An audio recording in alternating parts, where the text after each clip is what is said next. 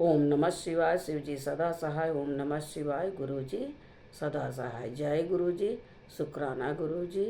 अनंताम अनंताम अनंताम शुक्राना गुरु जी। शुक्राना शुक्राना शुक्राना। हर हर महादेव। हर हर महादेव। जय भोलेनाथ बाबा की जय। भोले जय गुरु पा की जय।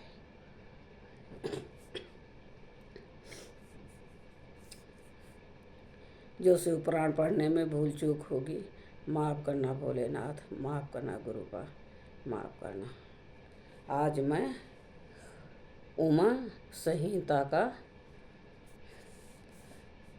49वां अध्याय प्रारंभ करने जा रही हूँ। जय भोलेनाथ। जय गुरुपा की। देवताओं का गर्भ दूर करने के लिए तेजः पुंज रूपणी उमा का प्रादुर्भाव। मुनियों ने कहा, संपूर्ण पदार्थों के पूर्ण ज्ञाता सूत जी भुवनेश्वरी उमा के जिनसे सरस्वती प्रकट हुई थी अवतार का पुनः वर्णन कीजिए। वह देवी पर ब्रह्मा मूल प्रकृति ईश्वरी निराकार होती हुई भी साकार तथा नित्यानंदमयी सती कही जाती हैं। सूत जी ने कहा, तपस्विनी मुनियों, आप लोग देवी के उत्तम एवं महान चरित्र को प्रेम पूर्वक सुने, जिसके जाने मात्र से मनुष्य परम गति को प्राप्त होता है। एक समय देवताओं और दानवों में परस्पर युद्ध हुआ। उसमें महामाया के प्रभाव से देवताओं की जीत हो गई। इससे देवताओं को अपनी शूरवीरता पर बड़ा गर्व हुआ। वह आत्म प्रशंसा करते हुए इस बात का प्रचार करने लगे कि हम लोग धन्य हैं, धन्यवाद के योग्य हैं। असुर हमारा क्या कर लेंगे। वह हम लोगों का अत्यंत दुस्सह प्रभाव देखकर भयभीत हो भाग चलो कहते हुए पाताल लोक में घुस गए। हमारा बल अद्भुत है, हमें आश्चर्यजनक तेज है।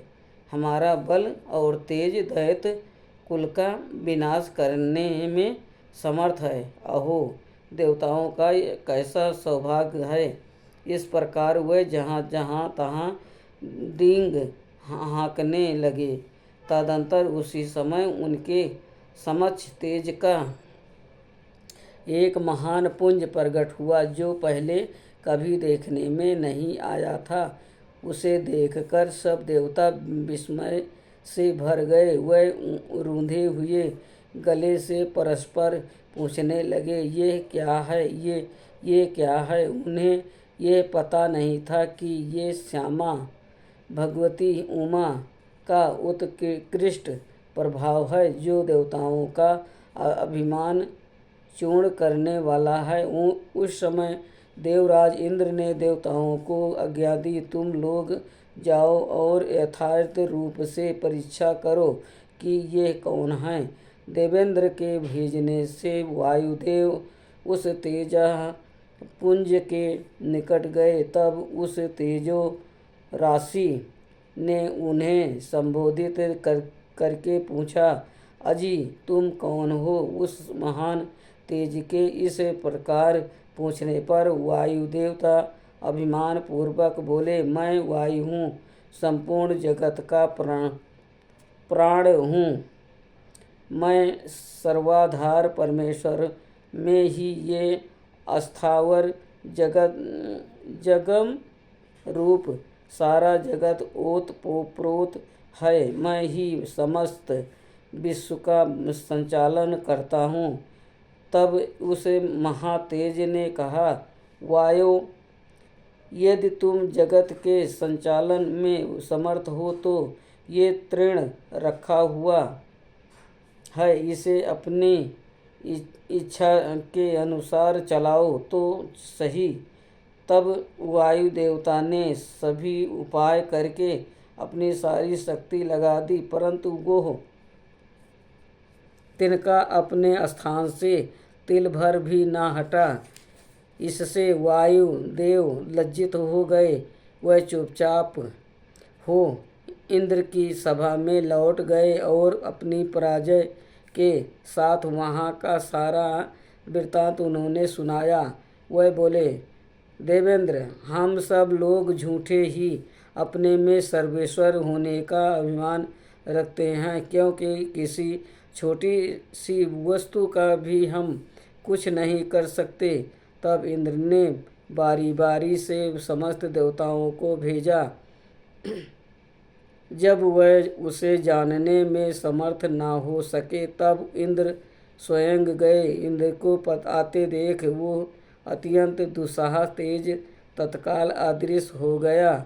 इससे इंद्र बड़े विस्मित हुए और मन ही मन बोले, जिसका ऐसा चरित्र है उसी सर्वेश्वरी की मैं शरण लेता हूँ। सहस्त्र नेत्रधारी इंद्र बारंबार इसी भाव का चिंतन करने लगे। इसी समय निश्चल करुणामय शरीर धारण करने वाली सच्चिदानंद रूपेशुणी शिवप्रिया उमा उन देवताओं पर दया करने और उनका गर्भ हरने के लिए चैत्र शुक्ला नवमी को दोपहर में वहाँ प्रकट हुए। वह उस तेजः पुंज के बीच में विराज रही थी। अपनी कांति से दसों दिशाओं को प्रकाशित कर रही थी और समस्त देवताओं को सुष्ट स्पष्ट रूप से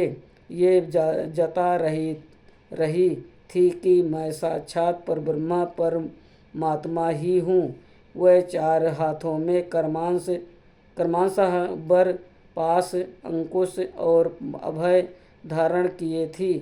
श्रुतियाँ साकार होकर उनकी सेवा करती थी। वह बड़ी रमणीय दिखती थी तथा अपने नूतन यौवन पर उन्हें गर्व था। वह लाल रंग की साड़ी पहने हुए थी, लाल फूलों की माला तथा लाल चंदन के से उनका श्रृंगार किया गया था। वह कोटि कोटि